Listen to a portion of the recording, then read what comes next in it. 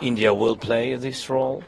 I think that India began to recognize that this is not just conflict, this real war of one man, and his name is Putin, against whole country, which name is Ukraine. And you're a big country, you have big influence, and you can stop Putin, and you can stop and hold his economy and put him really on his place. And his place, you know where is his place. Thank you so much. Thank you so much.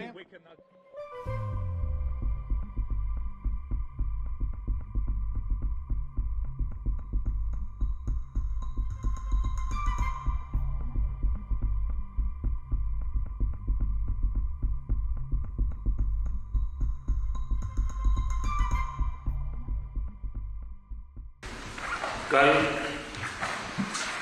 आपका national day है। ये बहुत ही महत्वपूर्ण दिवस है। मेरी तरफ से 140 करोड़ भारतीयों की तरफ से मैं आपके नेशनल डे पर अनेक अनेक शुभकामनाएं देता हूं और मैं कामना करता हूं शांति के लिए, सुख और समृद्धि के लिए। एक्सीलेंस जी 2021 में ग्लासगो में मिले थे और पहली ही मुलाकात में एक गहरी मित्रता का अनुभव कर रहे थे और तब आपने मुझे यूक्रेन आने के लिए बहुत ही आग्रह से निमंत्रण दिया था। लेकिन मैं कल्पना नहीं कर सकता हूं कि मुझे ऐसी परिस्थिति में यूक्रेन आने की नौबत आएगी।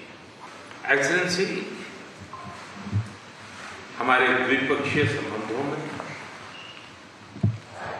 ऐसी विपरीत कालखंड में भी प्रगति हो रही है और मैं कह सकता हूं कि ऐसे तनावपूर्ण वातावरण में ये प्रगति हम दोनों देशों की मैच्योरिटी को प्रतिबिंबित करती है।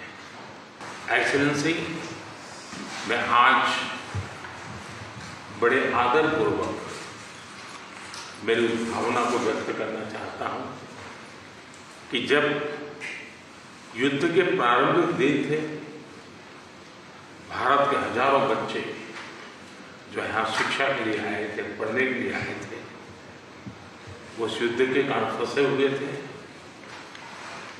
उनको बाहर निकालने में आपने जो मदद की और जिस संवेदनशीलता के साथ हमारी चिंताओं को आपने समझा और सुलझाने के लिए भरसक प्रयास किया, इसके लिए मेरी तरफ से, मेरे देश के 140 करोड़ नागरिकों की तरफ से और उस संकट की घड़ी से निकल करके आए हुए उन बच्चों के, उनके परिवारजनों की तरफ से आपका आज मैं हृदय से आभार व्यक्त करता हूँ। एक्सीलेंसी, आप भी भली भांति जानते हैं और पूरा विश्व भी जानता है कि युद्ध के समय हमने 2 प्रकार की भूमिकाओं का रास्ता अपनाया और उस भूमिका को निभाने का हमने भरपूर प्रयास किया है। हमारी पहली भूमिका रही है मानवीय दृष्टिकोण की। ऐसे संकट की घड़ी में बहुत सारी रिक्वायरमेंट रहती है, जिन रिक्वायरमेंट को पूरा करने के लिए भारत ने हो सका उतना एक मानवीय दृष्टिकोण को केंद्र में रखते हुए पूरा करने का प्रयास किया है। और मैं आपको विश्वास दिलाता हूं कि मानवीय दृष्टिकोण से भी जिस प्रकार की मदद की आवश्यकता होगी, भारत हमेशा हमेशा आपके साथ खड़ा रहेगा।